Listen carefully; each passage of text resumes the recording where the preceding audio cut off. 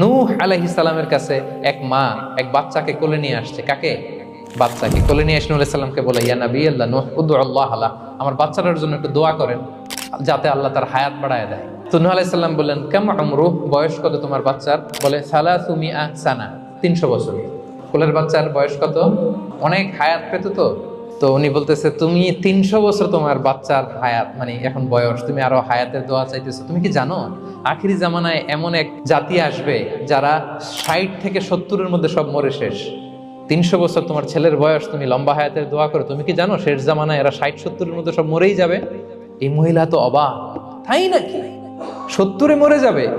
এই কথা শুনে মহিলা বলতেছে, আইয়াবনুন আল বুয়ুত, আচ্ছা নবী আল্লাহ নূহ 70 বয়সে যেহেতু মরে যাবে, তারা কি আর দুনিয়াতে ঘর বাড়ি বানাবে? কেন মহিলার ধারণা 70 বছর যেহেতু হায়াত, ঘরের তো আর প্রশ্নই আসে না, এটা তো এমনি সেমনি কাটায় চলে যাবে। আজকে যদি আয়না দেখাইতে পারতাম ওই বুড়িরে